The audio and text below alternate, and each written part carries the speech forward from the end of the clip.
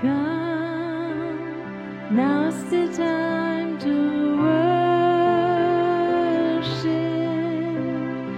Come, now's the time to give your heart for your God.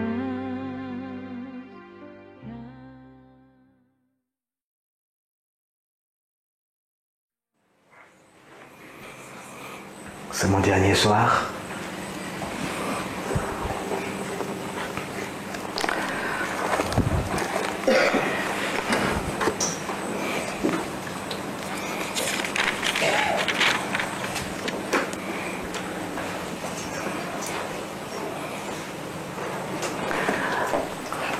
Je suis toujours quelqu'un qui oublie très vite. Quelle est la phrase que vous avez dit tout à l'heure? Dieu est... C'est l'Éternel qui est Dieu. C'est l'Éternel qui est Dieu. Moi, je sais super bien parce que ça a ouvert le ciel. Mais c'est l'Éternel et Dieu, est-ce qu'il a le droit de parler? Moi, je trouve que c'est super bien de dire l'Éternel, c'est Dieu. C'est une proclamation qui ouvre le ciel. Parce qu'on peut se dire, c'est l'Éternel Dieu, tu as le droit de parler ce soir. C'est toi qui as le droit de parler. Des fois, quand l'Éternel parle, ça ne nous fait pas toujours plaisir. Vous êtes d'accord? Mais si on dit oui, ça fait du bien après. Des fois, l'Éternel m'a dit des belles choses. Mais ça n'a pas eu le même effet que des fois que le Seigneur m'a dit des choses qui ne m'ont pas plu. Les choses qui ne m'ont pas plu, ça a changé des fois plus que ma vie.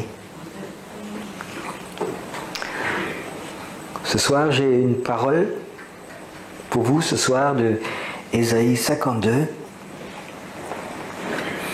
Je crois que c'est Dieu qui vous parlait. Et Dieu ne caresse pas toujours les gens dans le bon sens. Je vous prépare doucement, vous avez remarqué? Hein? Il est encore temps de sortir. Des fois, Dieu veut nous dire des choses qui ne sont pas toujours caressées dans le sens du poil. Mais je crois qu'on nous dit des choses, c'est des fois pour notre bien, pour nous réveiller. Une dernière fois, vous êtes vraiment prêts? Ok, personne n'est prêt? Si, personne n'est prêt? Amen, donc personne n'est prêt. Ok. Je crois que le Seigneur veut parler à l'Église. Ce soir, il y a une parole qui m'est venue en moi, qui ne m'a pas quitté. Et ça m'a vraiment touché. C'est comme le Seigneur me posait cette question. Est-ce que l'Église doit servir le Seigneur ou le Seigneur servir l'Église? Quelle est la priorité, vous pensez?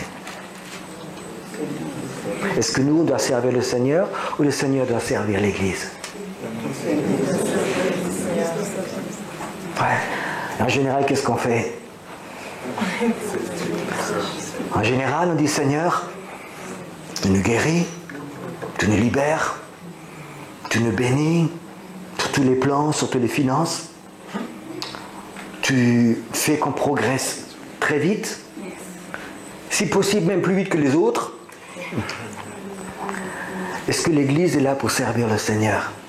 La Bible dit que l'Église, c'est l'épouse du Seigneur. Est-ce que l'épouse sert son maître, le Seigneur, ou c'est le Seigneur qui est là pour servir l'épouse? C'est l'épouse qui sert d'abord. Le Seigneur est là pour protéger. Bien sûr que le Seigneur veut nous aider, il veut nous guérir, il veut nous bénir. Mais est-ce que l'état d'esprit, est-ce que l'Église est vraiment prête? Est-ce que l'Église est là, qui dit Seigneur, nous sommes ton Église, nous sommes ton ambassade, nous sommes là à ton service, nous sommes là pour te servir? Ou est-ce que l'Église a inversé les rôles et on sert un petit peu, mais surtout le Seigneur vient nous servir nous? On vient le dimanche matin pour que le Seigneur nous serve. En allemand, le mot culte veut dire Gottesdienst. Gottesdienst, ça veut dire servir Dieu. Normalement, on vient, nous, pour servir Dieu. Et brusquement, on a inversé les rôles. Moi aussi, je suis pasteur, je sais ce que c'est.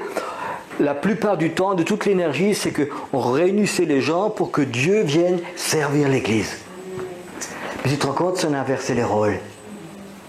On dit, Seigneur, c'est nous voulons te servir. L'Église est là, dans cette ville, en Belgique, à Bruxelles, on est là pour te servir, on est à ton service, on va tout faire ce que toi tu veux. Il y a 4-5 semaines, j'ai fait un séminaire sur la prière. C'est des séminaires qui durent en général 2 jours, vendredi soir, samedi, dimanche matin. Et on ne fait rien d'autre que enseigner sur la prière prophétique et prier, enseigner, prier. Ça, toute la journée. Et je vous promets une chose, c'est pas ennuyeux. Moi, dans le temps, je pensais que la prière, c'était ennuyeux. Mais là, j'ai remarqué que c'est pas ennuyeux du tout. Et pendant que j'enseignais le dernier soir, on était rempli à fond, il y avait quelque chose de très très fort. J'ai eu une vision. Et le Seigneur m'a dit, Pierrot, ce soir, tu prêches sur ce que tu vois maintenant en live. Et j'ai eu une vision d'une église qui priait vers l'extérieur. Pas une église qui priait vers l'intérieur, bénis-nous, sauve-nous, donne-nous ça. Une église qui priait vers l'extérieur. Et j'ai vu une image, et puis j'ai parlé sur cette image, et j'ai vu une image. Imagine-toi, peut-être je vais faire comme ça, imagine-toi que tu as une église, et devant l'église, à l'entrée, sur la route, tu mets un grand panneau, et tu marques dessus, ici, on ne prie pas pour tes misères. Ici, on ne prie pas pour tes maladies. Ici, on n'écoute pas tes misères. Tes misères ne nous intéressent pas. Ici, nous ne prions pas pour ta famille. Ici, ne faisons pas de cure d'âme. Ici, on ne fait pas de délivrance. Ici, on prie que vers l'extérieur. Il y a des gens qui rentraient dans cette église. Tu te rends compte, les gens qui passent, ils disent, ah, je cherche une église où le pasteur me caresse, où je vais être aimé, je vais avoir de la délivrance, et puis tout le monde s'occupe de moi. Et puis il y a marqué, ici on ne fait pas ça pour toi. Ici à l'église, on ne fait qu'une chose, c'est prier vers l'extérieur. Les nations, on prie pour les pays, on prie pour les gouvernements, on prie pour le royaume de Dieu, on prie pour le réveil, on prie à l'extérieur, mais jamais pour l'intérieur. Oh, tu irais dans une église comme ça? Est-ce qu'une église comme ça aurait des manques? Cherche le royaume de Dieu et sa justice et tu ne manqueras de rien. Est-ce que vous croyez qu'une église comme ça aurait des problèmes de finances, des problèmes de scission, des problèmes d'argent, des problèmes de maladie? Moi je crois que cette église n'aurait aucun problème. Mais cette église serait une église qui, peut-être il n'y en aurait qu'une en Europe, ou peut-être une en Belgique. Une église qui dirait, nous, on est une église comme ça. On arrête de prendre toute notre énergie pour nous, mais on prend ce grain, on le sème à l'extérieur. Un paysan qui a des grains, qui fait une récolte, et il mange tous ses grains. Et il n'a plus rien à semer l'année d'après, il va mourir de faim. Est-ce que nous n'est pas de cette génération qui est en train de manger ce propre grain? La récolte, Seigneur, tu nous bénis, tu nous donnes un super endroit, tu nous donnes des finances, tu nous donnes des miracles, tu nous donnes que les politiciens ne sont pas contre nous, tu nous protèges contre les satanistes, tu nous protèges contre la sorcellerie. Oh Seigneur, tu nous donnes tout, puis on mange tout ce grain. La prochaine génération va mourir de faim. Tu sais pourquoi tu es là? Parce que peut-être quelqu'un de la génération avant toi a pris ce grain et l'a semé pour toi.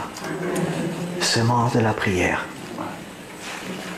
C'est triste qu'un jour l'église s'arrête en Europe. On n'a plus d'église parce qu'on a mangé notre grain.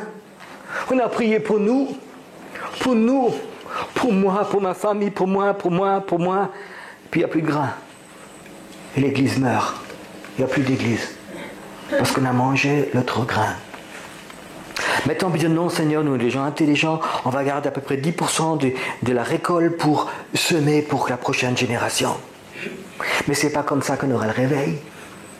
Tu sais, quand les réveils se sont déclarés, quand des gens, ils ont donné plus que leurs 10% de prière pour la génération d'après, quand ils ont tout donné. C'est là que ça a libéré quelque chose.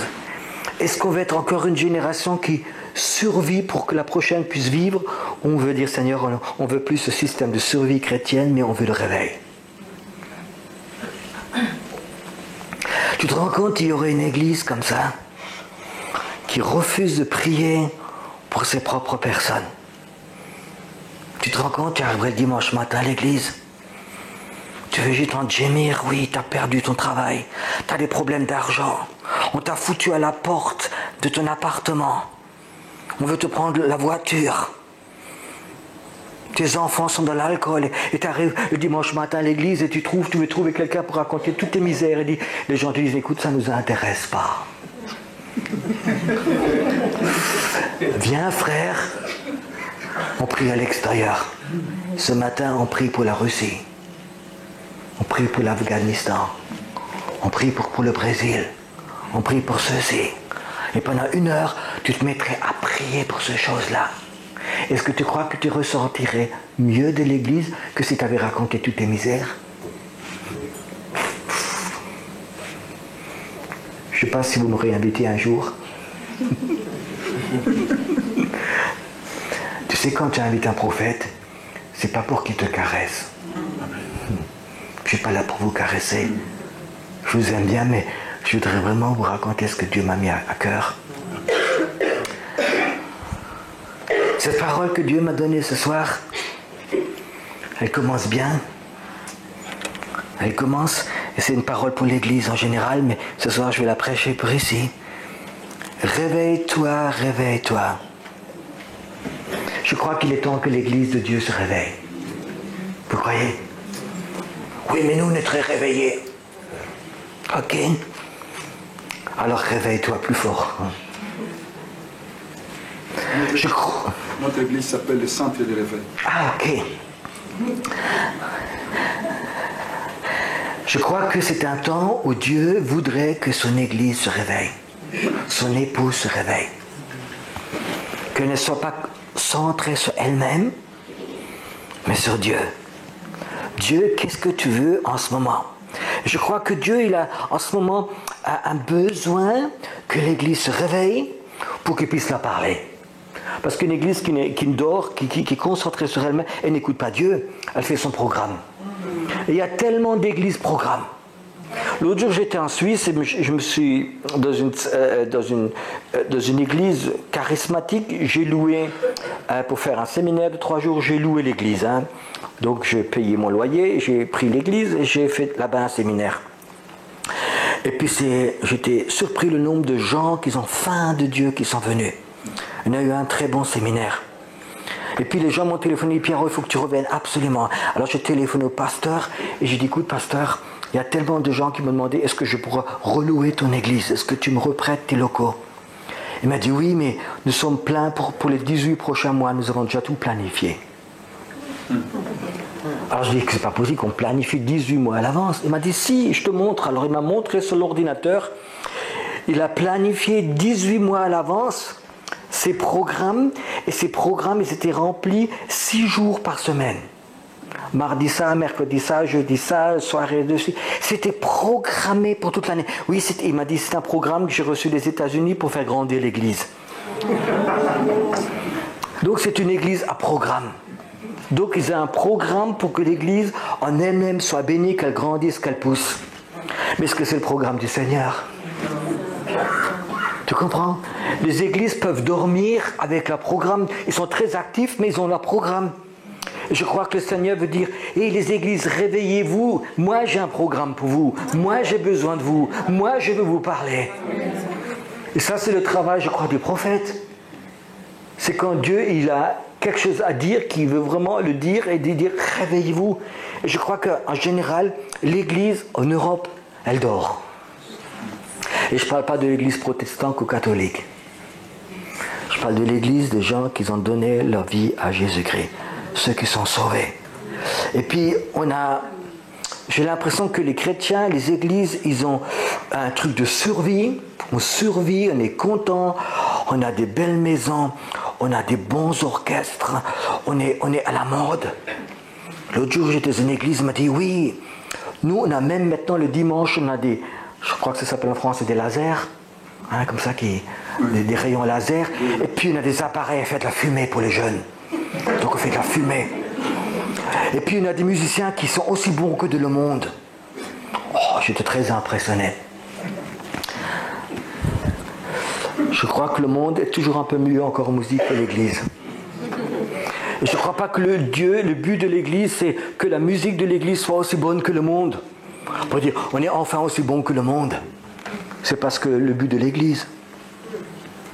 Moi, je crois une chose, les musiciens qui sont prophétiques, ils peuvent rentrer dans cet appel de Dieu, ils peuvent rentrer dans le monde invisible. Et c'est fantastique. Et j'aime les instruments, et j'aime la musique. Et je crois qu'il faut rajouter le prophétique à la musique, et c'est quelque chose de super. Mais pour faire de la musique, pour être aussi bon que le monde, on perd notre temps. Vous êtes d'accord avec moi? Juste un petit truc, je ne sais pas qui était tout à l'heure à la batterie. Je me suis approché de toi, c'est pas pour que tu joues, parce que tu joues mal à la batterie, mais je crois que pour avoir quelque chose de prophétique. Quand tu ouvres le ciel, par exemple, je ne sais pas pourquoi, mais les basses sont beaucoup plus importantes que les cymbales. Quand tu joues sur les basses et il a mis après plus fort, c'est quelque chose qui peut ouvrir le ciel. Un instrument, par exemple, une batterie que quelqu'un sait jouer prophétiquement, tu peux ouvrir le ciel avec. Moi, j'ai vu des gens qui parlaient avec un violon. Moi, j'ai vu quelqu'un qui était très prophétique, il prenait le violon, il commençait à jouer. Des fois, il nous accompagne en Suisse. Il prend le violon, il commence à jouer. C'est comme si Dieu parlait à travers le violon et puis des gens sont guéris en attendant cet instrument. Dieu, il peut se mettre à travers un instrument. La trompette, par exemple, c'est des instruments qui peuvent ouvrir le ciel d'une façon fantastique. Mais si le but de l'Église, c'est faire de la musique aussi bien que dans le monde, pour attirer le monde, on perd notre temps. Vous comprenez ça? J'aime la musique. J'aime le prophétique, et si les deux choses se mettent ensemble, et je dis que dans le combat spirituel, on a besoin des musiciens, on a besoin des instruments. Mais le but doit être, Seigneur, on est là pour te servir, pas pour faire quelque chose aussi bien que dans le monde. Et des fois, ces pensées viennent dans l'Église. C'est des pensées qui ne sont pas du Seigneur. Et des fois, je crois qu'il faut les contrer. Il faut vraiment les contrer. Et j'ai vu des choses extraordinaires avec des musiciens, avec des instruments, quand le prophétique est allé sur eux. C'est quelque chose de fantastique. Quand vous rentrez dans la prière, quand vous rentrez dans le combat spirituel, je crois qu'il y a des choses qu'on peut voir, ça peut ouvrir des portes, ça peut chasser les forces démoniaques. C'est fantastique. Il ne faut pas avoir peur. Mais je crois que l'idée, c'est vraiment, Seigneur, nous sommes là avec nos instruments pour te servir. Je crois que c'est une chose qui est fantastique. Réveille-toi, Église, réveille-toi. Revêt ta parure, Sion. Remets ta parure. Tu sais, l'Église, c'est l'ambassade du Christ sur terre. Nous sommes des ambassadeurs. Et nous avons dans le monde invisible un manteau d'ambassadeur. Comme Élie avait un manteau prophétique, nous on a un manteau d'ambassadeur. Nous sommes chrétiens, nous sommes ambassadeurs du Christ sur cette terre. Et dans le monde spirituel, nous avons un manteau spirituel en tant qu'ambassadeur. Mais l'Église ne l'a pas mis. L'Église s'est occupée d'elle-même et à la survie de l'Église. Et je crois qu'il est temps que l'Église se réveille et remette cette parure. C'est comme un roi est habillé comme un roi. Il y a une façon spirituelle de s'habiller. Nous sommes des ambassadeurs de Christ. Nous sommes un monde prophétique. Nous sommes un monde apostolique. Et je crois qu'on doit vraiment mettre ça, cet habit, et de ne pas essayer de mettre l'habit de la religiosité. Vous comprenez? Je crois que c'est quelque chose que Dieu veut dire ce soir. Réveille-toi, Église, réveille-toi. Revêt ta parure, Sion, c'est celle que Dieu nous a donnée. Revêt tes habits de fête, Jérusalem, ou Église de Dieu, ville sainte. Revêt tes habits de fête. Des fois, on a trop des habits de deuil. J'étais tellement content dimanche quand j'ai vu cette joie qui était là. C'était spirituellement un habit de fête que vous avez mis. Quand il y a un match de foot, et tu t'approches du stade, Tu vois toujours quand les gens ils sortent, tu vois tout de suite s'ils ont gagné ou perdu. Ça se voit, hein? Il ne faut pas être prophète. Tu les vois, ils sortent, ils sont abattus. Et tu sais, il y a beaucoup de clients qui sortent de l'église le dimanche, ils ont perdu. Ils ont perdu. Ben oui, on va quand même. Il y a des gens qui jouent au foot, ça fait 20 ans qu'ils perdent, mais ils jouent toujours. Moi, je me serais tiré une balle de la tête, je crois. Et quand vous allez à l'église, quand vous sortez de l'église, je crois qu'il faut avoir cet habit de victoire. On a gagné, cet habit de joie. J'ai dit à votre pasteur, j'ai dit ça fait 24 ans que je fais des cultes, et en général j'en fais entre 300 et 350 par année. Et chaque fois que je commence un culte, chaque fois que je rentre, c'est soit je perds ou je gagne. C'est un combat. C'est un combat. Et tu sais, j'ai dit une chose, j'aime pas perdre. J'aime pas perdre. Mais avec le Seigneur, on n'est pas appelé à perdre. Avec le Seigneur, mais c'est un combat quand même. Et il faut mettre cet habit de truc, de vainqueur, je veux vaincre, et toutes les puissances des ténèbres, ce que les gens amènent ici dans la salle là, moi je suis plus fort et je me battrai contre eux. Et je me battrai contre eux. Et tant que je vais servir le Seigneur, je vais me battre ou je prends la retraite. Ce soir, quand vous avez crié l'Éternel, et c'est l'Éternel qui est Dieu, c'est à ce moment-là que la victoire est arrivée. C'est à ce moment-là que les forces le ciel s'est ouvert, la présence de Dieu est venue et le mal est parti. Mais si vous ne faites pas ça, vous faites une église normale, vous faites votre culte normal, les chants normaux, une prédication normale, une bénédiction normale, on prie pour les gens d'une façon normale et on sort puis on a perdu le match. Tu comprends? J'aime pas perdre. Je crois que Gilles n'aime pas perdre non plus. Et vous non plus. Vous êtes appelés à la victoire. Alléluia. Et c'est le truc qui est dans mon cœur depuis 24 ans. Je vous promets une chose, je n'ai jamais eu l'impression d'avoir perdu un combat. Tu sais pourquoi? Parce que le Saint-Esprit, il me dit toujours comment gagner. Amen. C'est fou, hein? C'est lui qui a... moi, je ne suis pas capable.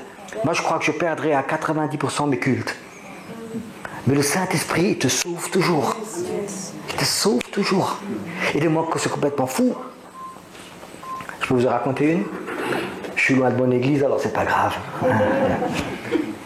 Un soir, on fait un culte, on fait la louange, et puis je sentais vraiment que ça passait pas, c'est comme un mur. Moi, tu sens, il y a un mur, ça passe pas. Et bien sûr, tu peux prêcher sous le mur, tu peux prêcher derrière le mur, tu peux faire la louange derrière le mur, tu peux tout faire derrière le mur. Mais j'aime pas les murs devant moi. Et puis le Seigneur dit, tu veux percer le mur? J'ai dit oui. Tu sais ce qu'il m'a dit? Je n'ose pas le dire. Si? Pierrot, appelle des gens devant et fais du saut de mouton. Vous savez ce que c'est, le saut de mouton? Et puis pendant un quart d'heure, on a fait du saut de mouton. Ça, c'est fou, hein? Dans une église, il y a du saut de mouton. Et puis au bout d'un moment, ça s'est écarté. Puis brusquement, c'est comme un vent qui est venu. Et je crois au moins une vingtaine, trentaine de personnes qui guérissent physiquement, brusquement. J'ai dit, Seigneur, je n'ai pas compris pourquoi il faut faire du saut de mouton pour que ta présence perce et que tu guéris les gens. Tu sais ce qu'il m'a dit, Seigneur? Pour vous prouver que je n'ai pas besoin de votre religiosité.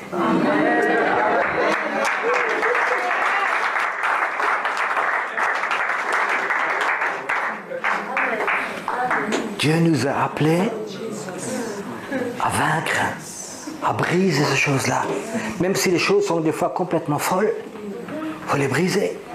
Amen. Allez, je vous raconte encore deux, une pas trop grave et une grave.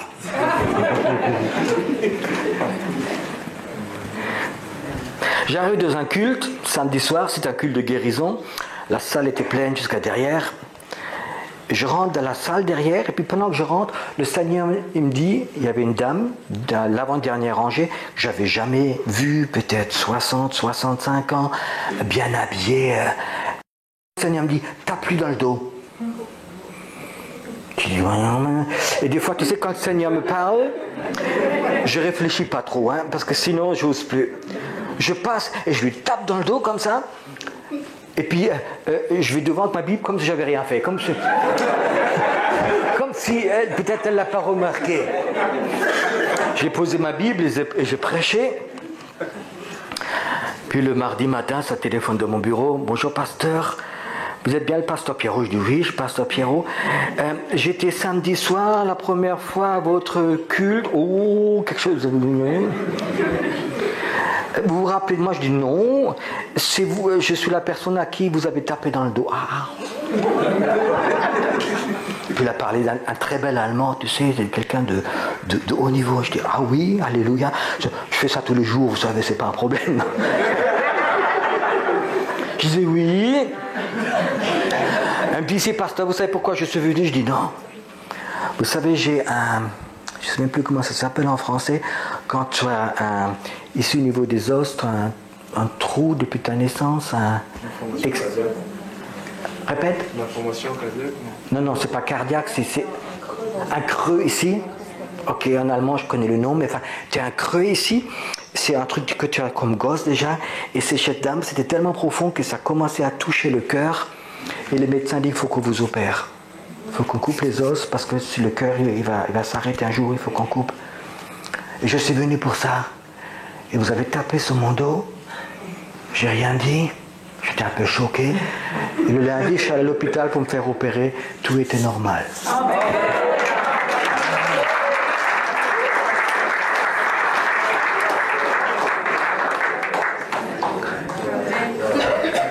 Maintenant, je raconte une pire, ok? Après, je commence à prêcher de nouveau. Un samedi soir, je rentre à l'église, c'était un temps de réveil très fort. C'était plein, ils chantaient déjà, ils faisaient de la louange. Ils avaient juste fini la louange.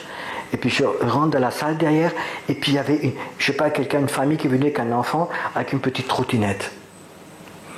Et puis le Saint-Esprit me dit, prends la trottinette et rentre dans la salle.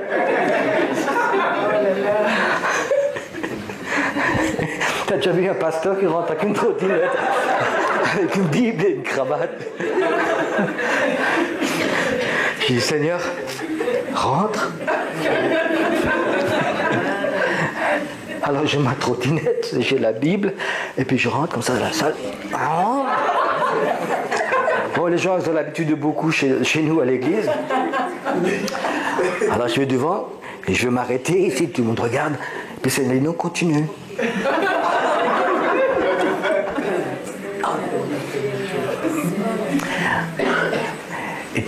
Et tant que j'ai roulé avec la trottinette autour de la salle, les gens se sont levés, ils ont prophétisé un d'après l'autre.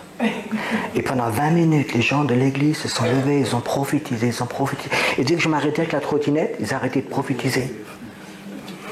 Et au bout d'un certain moment, j'ai plus tellement la condition. J'ai pris un jeune frère de l'église, j'ai dit continue à rouler. Et pendant qu'il roulait toujours en trottinette, l'esprit prophétique était tellement fort que les gens prophétisaient. Alléluia. Amen. Ne me comprenez pas mal, je n'ai pas enseigné que vous devez acheter une trottinette à votre pasteur.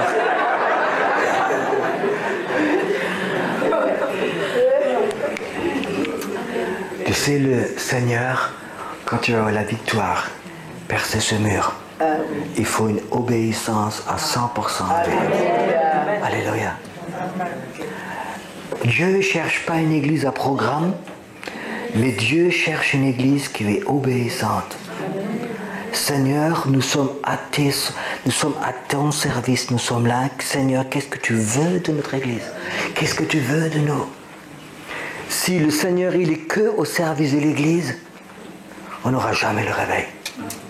Et je crois qu'on vit dans un temps, où depuis quelques mois, c'est tellement fort en moi, que le Seigneur dit, Pierrot, réveille mon église, réveille les églises, réveille. J'appelle les églises à se réveiller, à se mettre à mes côtés et à rentrer dans un domaine qu'ils ne connaissent pas.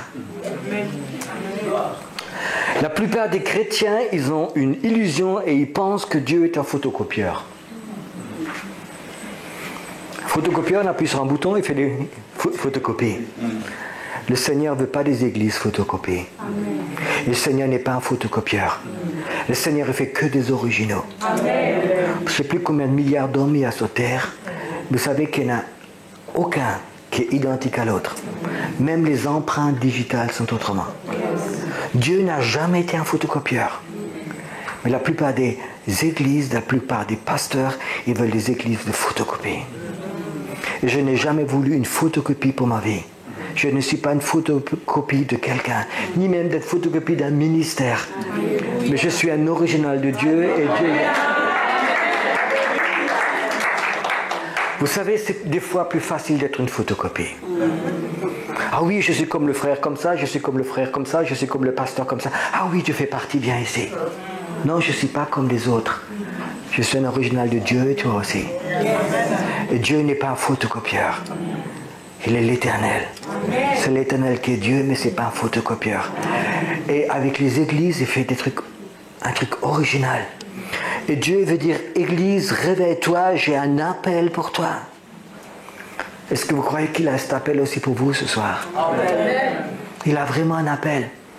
Ne mangez pas tout votre grain. Réveillez-vous. J'ai vraiment quelque chose pour vous.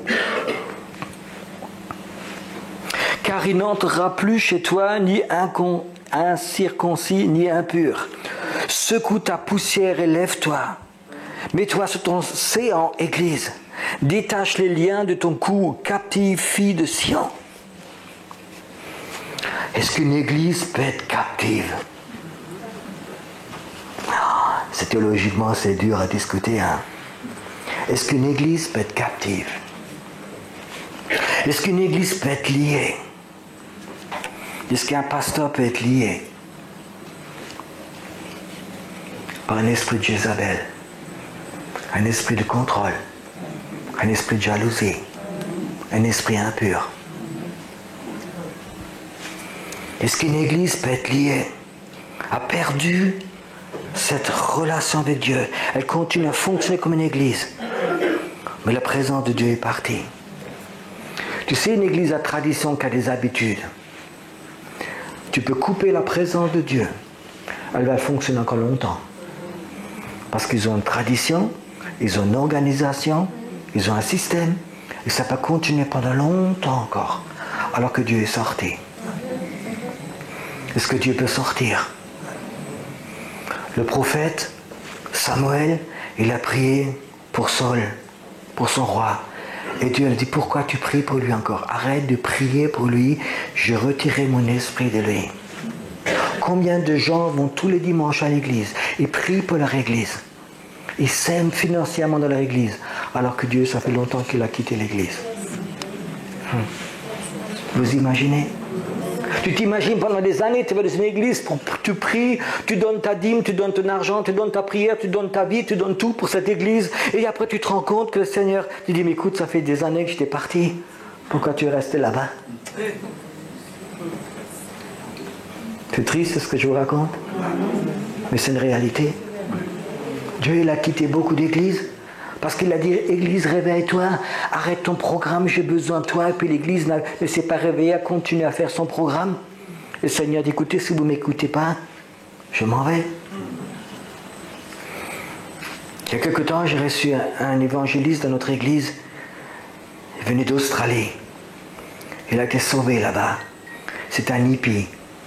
Il prenait de la drogue, il écoutait du Bob Marley, des boucles partout. Promener pieds nus, et un soir fumait son joint dans une grotte devant la mer, et le Seigneur lui est apparu. Enfin, le Seigneur il va où il veut. Et là il rentre, et il s'est mis à genoux, il a dit, Seigneur, ma vie t'appartient, tu me pardonnes. Il a été sauvé à nouveau, samedi soir dans une grotte. Et puis la première chose qu'il a pensé, demain matin, il faut que j'aille dans une église. Alors qu'il n'était jamais dans une église. Et le dimanche matin, il va dans une grande église, tout content de voir d'autres chrétiens. Il monte les marches, il veut rentrer dedans. Puis là-bas, le service d'ordre dit, écoutez, comme ça, vous ne rentrez pas chez nous. Et ils ne l'ont pas accepté. Alors il est sorti, il s'est assis sur un banc, il a pleuré. Il a dit, Seigneur, pourquoi il ne me laisse pas rentrer? Et le Seigneur lui a parlé, sois pas triste, moi il ne me laisse pas rentrer non plus.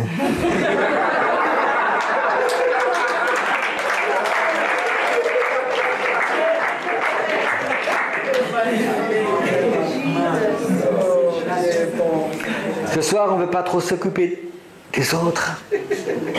On veut s'occuper de nous. Est-ce que cette Église, quand le Seigneur y parle, sera toujours prêt à obéir? Est-ce que quand Dieu va parler, et souvent il va le faire d'abord à travers le leader, et si Dieu parle, le leader dit, écoute, Dieu nous a parlé, il faut qu'on fasse ça et ça.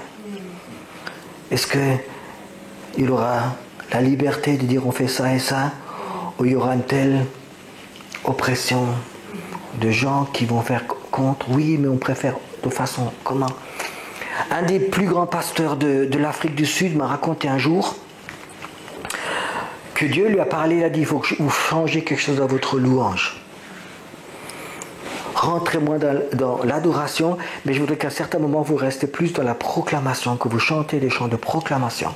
Ne rentrez pas dans le soaking, mais restez dans la proclamation.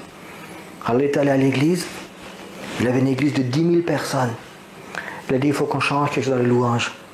Il faut que pendant un temps, qu'on fasse que de la proclamation, qu'on proclame. Il m'a dit, en l'espace de 2 mois, 3 000 personnes sont parties. Il ne voulait pas.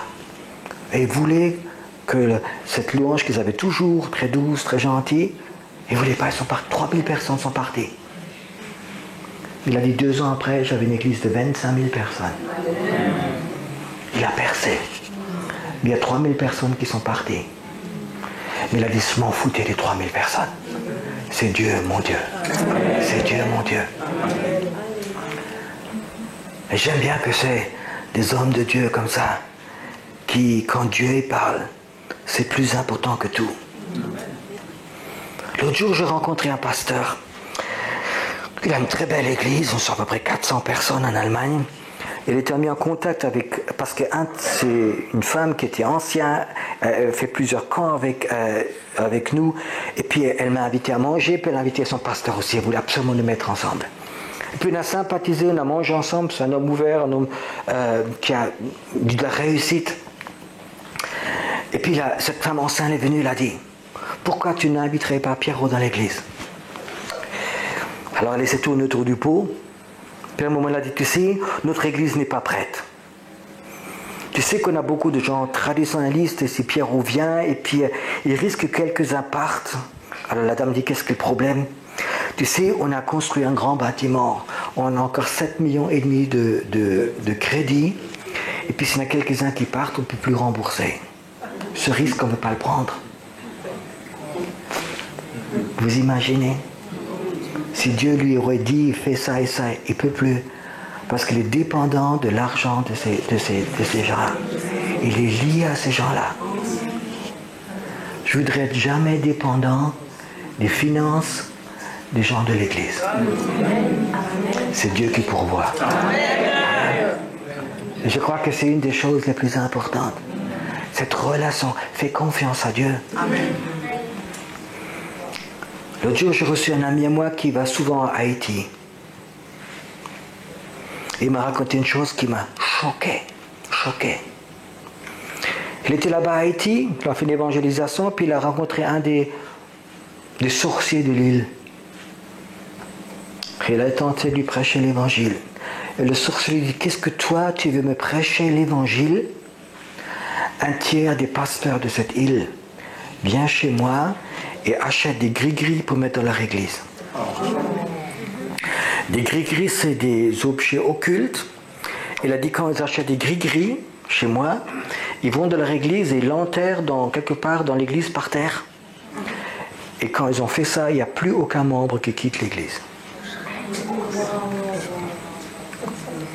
Et cet ami missionnaire ne le croyait pas. Il ne croyait pas. Alors il est allé voir 2-3 pasteurs de cette dénomination, il leur dit, est-ce que vous avez acheté un gris-gris chez ce sorcier, vous l'avez enterré dans l'endroit de votre église? Ils ont dit oui. Il dit, pourquoi vous avez fait ça? Ah, tu sais, ici à Haïti, on a très peu de finances. Et si les gens partent de nos églises, on ne peut plus vivre. Quand j'ai entendu ça, ça m'a choqué. Des églises complètes qui sont liées. Je continue à lire.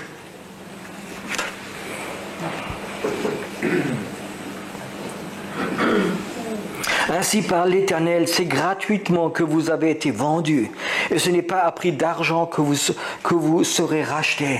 Car ainsi parle l'Éternel, jadis mon peuple descendit en Égypte pour y séjourner, puis l'Assyrien l'opprima sans cause. Et maintenant qu'ai-je à faire, dit l'Éternel, quand mon peuple a été gratuitement enlevé. Ces tyrans poussent des cris, dit l'Éternel, et toute la durée du jour, mon nom est outragé. C'est pourquoi mon peuple connaîtra mon nom. Et c'est pourquoi il saura en ce jour, c'est moi qui parle, me voici. C'est gratuitement que vous avez été vendus. Je vais vous raconter une chose qui va peut-être choquer quelques-uns.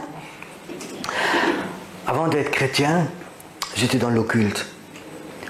Et j'ai presque tout fait ce qu'on pouvait faire dans l'occulte. Et puis, j'étais en prison. Le Seigneur m'est apparu, il m'a sauvé. Et je lui ai donné ma vie. Et je suis sorti de prison. Et puis je suis trouvé une église. Et je crois qu'au bout de 4, 5, 6 semaines, dans cette église, j'ai vu qu'il y avait derrière un séminaire sur les dons de l'esprit, sur la délivrance. Et moi, les dons de l'esprit, ça m'a intéressé. Je me suis tout de suite inscrit à ce séminaire. Je ne savais pas ce qui m'attendait. Ce que je ne savais pas, c'est que, dû à mon passé, j'étais chargé de forces démoniaques. Et très très fortement. Et tout de suite, le premier soir, quand je suis arrivé là-bas, j'avais l'impression que la nuit, quelqu'un voulait vraiment me tuer. Pendant 4-5 fois la nuit, c'est comme pendant que je dormais, une main se mettait sur ma gorge, elle m'étouffait et j'ai vraiment dû crier pour me libérer. Et déjà sur le chemin, j'avais vraiment des pensées de suicide que je ne connaissais pas, qui étaient très très fortes. Ne va pas là-bas, ne va pas là-bas. Et ça me parlait et puis je ne comprenais pas, je ne savais pas ce que c'était. Je n'avais aucun enseignement sur l'occulte à cette époque-là. Et j'étais à ce séminaire. Et je crois tout de suite, le premier soir, ça commençait à manifester. Il y a un homme de Dieu qui était là, qui est un homme de la puissance de Dieu, un homme de pouvoir. Et tout de suite, il a vu, et puis ils ont commencé à prier pour moi. Et ils m'ont porté, ils m'ont mis dans une salle à côté, ils ont commencé à faire la délivrance. Et pendant des heures et des heures, ils ont prié pour moi, que ces démons qui parlaient de moi. Vous savez, je sais ce que c'est quand des voix qui ne sont pas tes voix, c'est comme des chiens qui aboient, des chiens qui parlent, des démons qui parlent à travers toi. Et tu vois cette délivrance qui est très forte. Et pendant un moment que ces frères priaient pour moi, en bas dans l'église, il y avait près de 80 personnes qui priaient la moitié de la nuit pour que je sois libéré. Je voyais ces forces démoniaques qui parlaient, et c'est pas moi qui parlais, c'était une autre voix qui parlait, et une voix parlait en moi, et elle disait à ces hommes, laisse-nous Pierrot, et on te donnera 50 autres personnes. Et moi j'étais là comme un témoin, j'entendais ces voix qui parlaient, c'était fort, presque comme un chien qui parlait. Il y a 50 personnes qu'on va vous donner. Et puis ces hommes, ils ont dit non, on va libérer Pierrot, il va sortir de Pierrot. Et ils ont continué à parler, ils ont dit, si vous nous laissez Pierrot, on vous donne 5 églises qui nous appartiennent, qu'on a pris possession. On va vous lâcher 5 églises. Si vous laissez Pierrot, on peut vivre en lui. Ils ont dit non. Ils ont continué à marchander jusqu'à 50 églises. 50 églises. Si vous lâchez Pierrot, on va lâcher 50 églises dont on a pris le contrôle. J'ai été délivré par la grâce de Dieu. Mais il y a une chose, ça s'est passé il y a 25 ans. Et je sais une chose que j'oublierai jamais. Satan, il a pris possession de plusieurs églises. Il les a liées. C'est des églises qui n'ont plus obéi, qu'ils ont fait le programme, et Satan a pu rentrer. Il y a quelques années, j'étais en Tunisie, et il y a une ville en Tunisie, à Monastir, quand tu vas dans cette ville, il y a des catacombes. Je ne sais pas si vous êtes au courant, mais la Tunisie était un pays 100% chrétien. Et je rentre dans ces catacombes, maintenant c'est un pays qui est 100% ou 99, je ne sais pas combien, musulmans. Tu rentres dans ces catacombes et la première chose que tu vois, une grande mosaïque, une fresque qui fait 4 mètres de hauteur. Et tu vois Jésus qui a un agneau sur le dos. Et tu rentres dans ces catacombes et tu vois Jésus devant toi, cet agneau. Et tu es vraiment choqué. Et dans ces catacombes, il y a des endroits, des tas d'os. C'est des chrétiens qui ont été tués. Ils sont là, les os. Et le Seigneur m'a promis, un jour, Pierrot, la Tunisie reviendra. Elle reviendra à Jésus. Elle reviendra à Jésus. J'étais là en bas, et c'est dans les années 600-700, il y avait une église vivante, charismatique, tout. On me dit que Thomas, l'apôtre Thomas est allé là-bas pour évangéliser, et toute la Tunisie était chrétienne. Qu'est-ce qui s'est passé pour qu'un pays complet meure? Et les musulmans sont venus. Ça, c'est quelque chose qui m'a... Et je me suis mis à prier, je dis, Seigneur, pourquoi? Et le Seigneur m'a dit, parce qu'ils ont arrêté d'écouter ma voix. Ils ont continué dans la tradition. Et ça a permis que le diable y rentre. Une église qui n'écoute plus la voix de Dieu, c'est une église où les portes sont ouvertes pour les forces démoniaques. Et ils vont rentrer. Et je te promets une chose, elles vont rentrer. Et je crois qu'on a plein d'églises qui sont liées. Je ne suis pas là pour critiquer. Je sais qu'un jour, ça fera partie à moi de mon ministère, c'est de libérer des églises complètes. De libérer les églises. On n'est pas là pour les critiquer. Mais vraiment de les libérer de cet esprit de sorcellerie, cet esprit de contrôle, cet esprit de Jézabel, ces esprits qui contrôlent les églises, de ces gens satanistes qui avec leur argent, des choses, ont contrôlé tout. Un jour, j'avais l'église, elle était peut-être 1 an. Un homme d'affaires vient et sa femme, je n'oublierai jamais, très grand, très bien habillé. Ils vont devant chez moi et me disent, Pierrot, on est là depuis 2 dimanches de suite. Tu as vraiment un ministère. Et notre travail, c'est de t'établir. Tu vas être le Benny Hinn d'Allemagne. On va t'acheter des habits. Je me demande bien pourquoi. On va t'apprendre à parler correctement. On va te financer, on va faire des grandes campagnes. J'ai écouté ça, ça faisait tout drôle.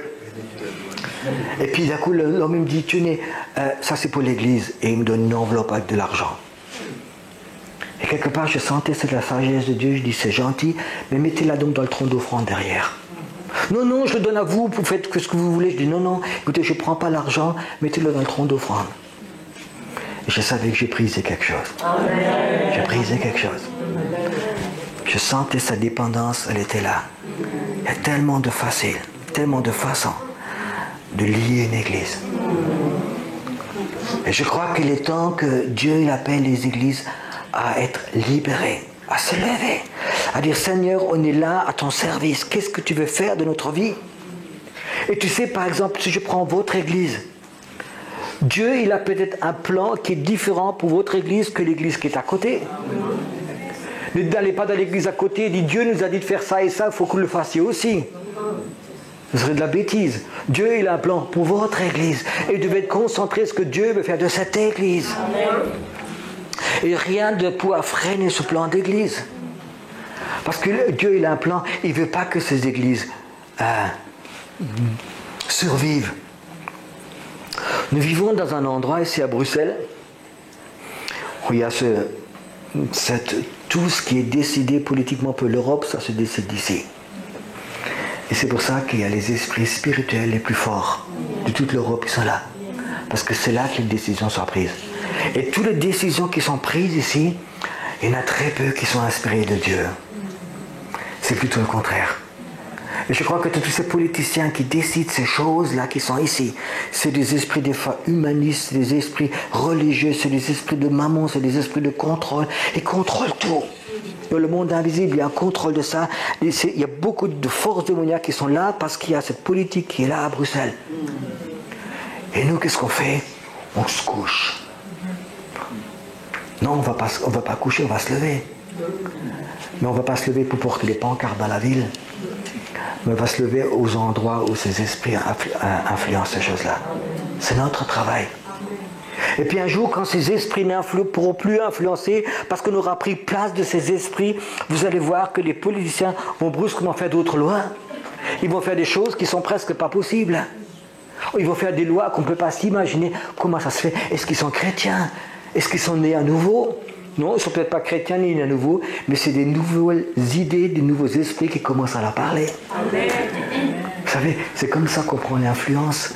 C'est dans le monde invisible. L'autre jour, une dame me téléphone, dit Pierre, oui, je fais une pétition contre l'avortement. je voudrais que tu signes de ton église, tu fais passer toutes ces pétitions. Je dis, écoute, sœur, c'est pas mon travail. C'est pas mon travail.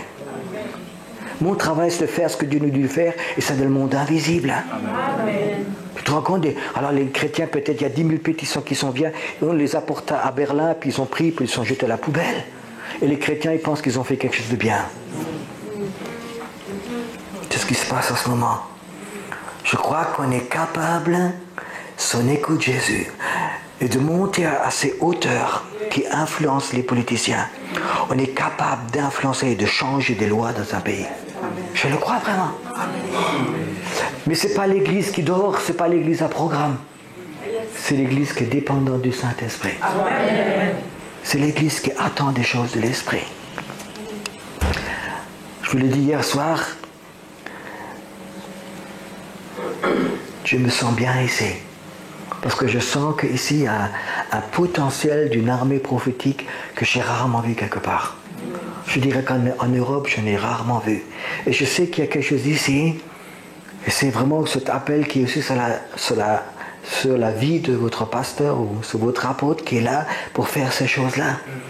Et je vous dis une chose, une armée a besoin d'une chose, c'est d'une discipline et d'une obéissance. Amen. Et je ne suis pas là pour caresser les gens, mais je crois que vraiment, Gilin, il a vraiment l'appel de Dieu d'enseigner ces choses et faire ces choses-là. Et des fois, j'aime regarder. Et ce soir, j'ai aimé regarder comme il a...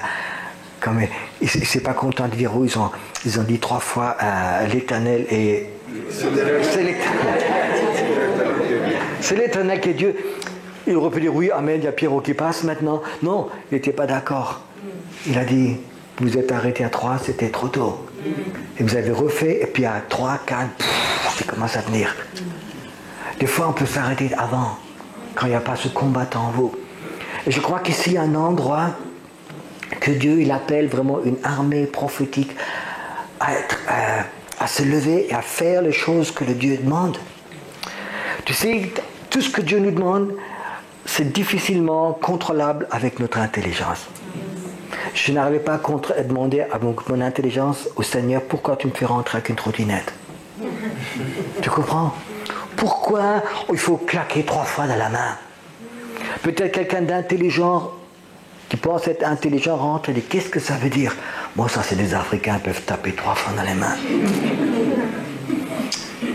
Mais le Seigneur va vous demander des choses qu'au niveau de votre intelligence, vous ne comprenez pas. Vous comprenez? Moi, je veux dire honnêtement, vous pouvez lui faire confiance. Amen. Il a plein de défauts. Mais faites-lui confiance. Vous comprenez? Je crois que c'est une des choses les plus importantes, c'est que dans une église, on a vraiment un homme ou une femme de Dieu, des hommes et des femmes de Dieu qui entendent la voix de l'Éternel. Et faites-leur confiance. Et puis des gens qui essaient de tout contrôler avec l'intellect, avec leur programme. Je vous dis une chose, le programme est tellement bon, ils n'ont plus besoin de Dieu. Moi, je crois que Dieu, il a besoin d'une église qui est prête à lui obéir. Qui est prête à lui obéir. Fait des choses qu'on ne comprend pas. Qu'on ne comprend pas. Est-ce que vous êtes prêts à obéir? Est-ce que vous êtes prêts des fois à dire, Seigneur, on coupe un peu ici, et là-dedans, on avance. Il y a des choses que le Seigneur me demande, et là-dedans, ça fait non, non, non, non. Et ici, ça fait oui, oui, oui, oui. Vous comprenez? L'esprit, il veut faire des choses, pas la tête. Et quand on a fait les choses de l'esprit, souvent le Seigneur, il ne nous laisse pas mourir idiot, il nous explique. Amen. Vous comprenez ça? Amen. Je vous raconte une dernière histoire. À une des conférences de jeunes, France, Belgique, Allemagne, nous sommes allés dans la rue à Heidelberg. On est à peu près, je ne sais pas, 150 jeunes. On est allés dans la rue pour adorer le Seigneur. Et c'est une centre piétonne qui est très long, qui fait presque 2 km. Et puis j'ai marché devant, il y avait 2-3 gars avec une guitare, puis il y avait 150 personnes. Mais il y a tellement de magasins gauche à droite qu'on est arrivé sur la place, on n'était plus que 25. Les autres étaient perdus dans les magasins. Ça commençait bien. Puis j'arrive sur cette place centrale, c'était juste le jour où il y avait un tournage de film. Il y avait un tournage de film, puis il y avait au moins, je ne sais pas moi, 150 Japonais avec leur appareil clic, clic, clic, clic, clic, clic, clic. La place était remplie de touristes. Des caméras partout pour le film. Et moi, j'étais là avec mes 25 jeunes. Et je leur dis, bon, on va faire de la louange. Et puis, il n'y avait vraiment pas d'atmosphère pour faire la louange. Puis on a chanté 2-3 chants. Et puis, les uns ils regardaient à gauche, les uns regardaient à droite. Et puis, les Japonais venaient faire des photos devant nous. C'était une ambiance catastrophique. Vraiment, aucune onction, aucune présence de Dieu. C'était stressant. Puis au bout du deuxième chant, le Seigneur me dit, Pierrot, couche-toi par terre. 25 jeunes, un qui joue avec la guitare, ils chantent tous faux en plus. Couche-toi par terre. Tu sais ce que j'ai dit? J'ai dit, Seigneur, je me coucherai partout par terre. Pas ici. Dans toutes les églises, à Bruxelles s'il faut, tu sais. Mais ici, les caméras étaient là, le film. Pierrot, couche-toi par terre. Seigneur, je ne peux pas ici. Qu'est-ce que les jeunes vont penser de moi? Faire toute autorité. En plus de Belges, des Africains. S'il y avait au moins de l'onction, il n'y avait pas d'onction. Pierrot, s'il te plaît, couche-toi par terre. Ok. Alors je me suis couché par terre. Je continue à chanter. Je dis peut-être il y a des anges qui vont venir. Ils vont me relever. Ils vont me mettre une couronne. Peut-être la gloire de Dieu va venir sur toute la place. Les gens vont se mettre à genoux pour pleurer. Rien. Au bout d'un moment, je me relève, rien. Je regarde comme ça. Je chantais toujours aussi faux.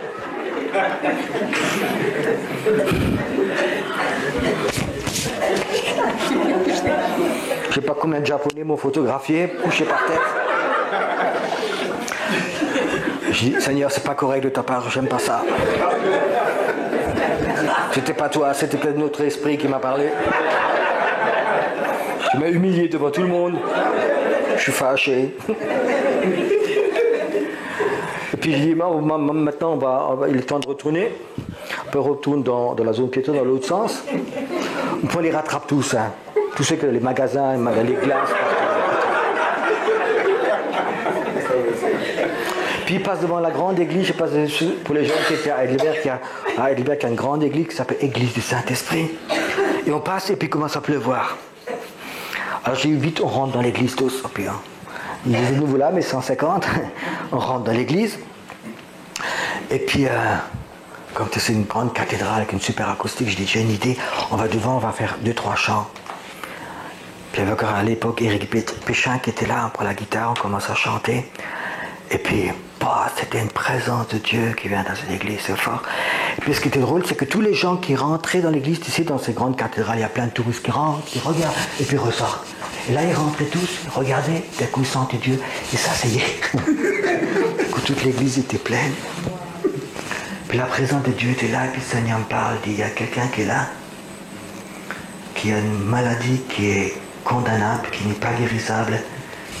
Et elle m'a demandé une chose aujourd'hui. Je vais la guérir maintenant. Je le dis. Puis un jeune homme à côté de moi qui crie fort. Il dit, c'est ma fiancée, c'est ma fiancée.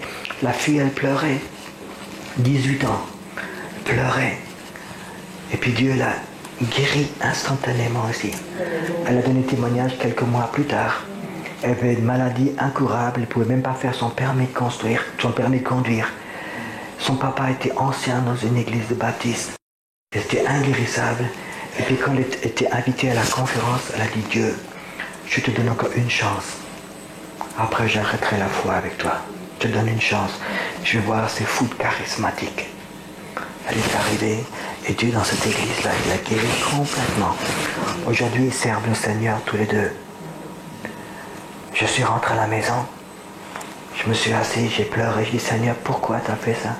Grand miracle. Devant tous les jeunes. Ils sont craqués. Il me dit, parce que tu t'es couché par terre. Tu n'aurais pas été obéissant, tu ne serais pas couché par terre. tu n'auras pas pu le faire parce que l'orgueil t'aurait bouffé. J'ai dû t'humilier pour te grandir. Dans la vie, Dieu, il ne veut pas des sacrifices. Il veut l'obéissance. Il veut l'obéissance. Et c'est la question que je voudrais vous poser ce soir. Est-ce que vous voulez faire ce vœu d'obéissance? Ce vœu de dire, Seigneur, on va être à ton service. On ne veut pas une église programme. On ne veut pas que toi, tu es le baby-sitter de l'église, tu t'occupes de tout. Mais nous, on veut être à ton service. Dans Isaïe, il y a une parole où il est marqué que le Seigneur est comme un officier, comme un guerrier. Et il pousse un cri. Un cri. Il pousse des cris comme une femme en douleur qui va accoucher. Vous avez déjà entendu une femme qui accouche qui crie? C'est le cri du Seigneur dans le monde invisible. Sur la Belgique. Sur Bruxelles. Dans le monde invisible, il y a ce Seigneur qui est là. Et il pousse un cri d'un guerrier. Il pousse un cri de guerre. Et il demande qui va être à mon côté. Qui veut venir se mettre à mon côté et être à mon côté. Et sentir ces douleurs de l'accouchement. Qui va être là? Les églises programment, non. Mais les hommes et les femmes de Dieu, qu'ils écoutent sa voix, qui montent dans ce monde spirituel, ils vont être à côté de ce Seigneur. Ils vont écouter ce cri que le Seigneur pousse. Tu sais, quand tu as entendu le jour dans le monde invisible, le Seigneur crier, ce cri de guerre, tu n'as plus envie de dormir. Tu n'as plus envie de programme. Tu n'as envie qu'une chose, d'être à ses côtés. D'être à ses côtés, lui. Je crois que dans votre ville, il y a le plus grand assemblage de forces démoniaques que j'ai vu sur l'Europe. Il est là. Tu sais, là où l'ennemi est le plus fort, c'est le Seigneur est le plus fort. Amen. Il est là. Et je crois que le Seigneur, il a poussé ce cri de guerre dans le monde invisible au-dessus de Bruxelles. C'est sa ville. Il a poussé ce cri de guerre. Est-ce que vous êtes prêts à être à ses côtés et avoir les douleurs de l'enfantement? Vous savez ce que c'est les douleurs de l'enfantement? Un jour, j'étais en Guyane, chez un homme de Dieu, chez un apôtre qui a vraiment un réveil très fort. Et il m'a emmené un matin dans une réunion de prière. Il y avait à peu près 300 femmes qui étaient là et commençaient à prier. Et d'un coup, j'ai vu des femmes par terre couchées, et elles étaient couchées comme si elles allaient accoucher. Et ils commencent à crier comme des femmes qui accouchent. Et le Saint-Esprit m'a dit, Pierre Olès, c'est les douleurs de l'accouchement pour le réveil qu'ils sont en train d'avoir. Tu sais, quand tu rentres quelque part et tu vois à peu près 300 femmes, puis une centaine qui sont assises par terre, qui ont des douleurs de l'accouchement, qui commencent à crier, qui commencent à geindre et à prier. Et tu sais, dans les mois qui ont suivi, plus de 1000 personnes se sont converties dans cet endroit. Ils ont été prêts à se mettre en esprit et s'unir à Jésus pour la prière. Les douleurs de l'accouchement, qu'est-ce que c'est? C'est quand l'esprit, le bébé du réveil est en toi. Je voudrais vous demander ce soir, cet enfant du réveil, le réveil pour la Belgique, est-ce qu'il est là-dedans ou est-ce qu'il est seulement ici? Moi je crois qu'il y a un temps qui va venir où l'enfant du réveil sera en vous. Et quand l'Esprit de Dieu viendra, vous aurez cette douleur de l'enfantement. Et vous allez crier vers le Seigneur. Et vous allez voir, vous allez, ces mêmes cris que le Seigneur, ces cris de guerre qui poussent dans le monde invisible, vous allez les crier. Il y a des moments où vous aurez des moments de prière, ce ne sera pas beau à voir. Mais ça montrera le monde invisible. Alléluia. Les programmes chrétiens sont toujours beaux à voir. Mais les programmes de l'esprit sont des fois pas beaux à voir. Alléluia. Je voudrais prier un moment.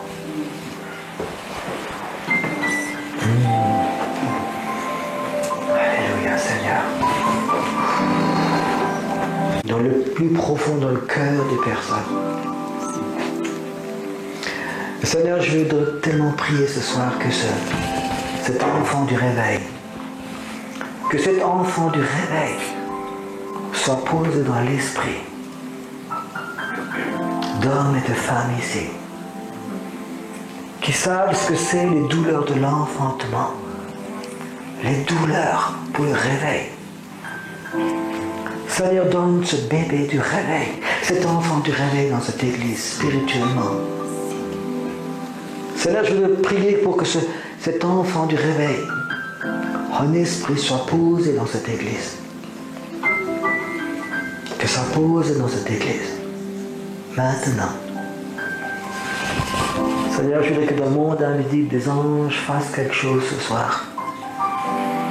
Maintenant. Maintenant, juste maintenant. Qu'ils apportent cet enfant du réveil ici.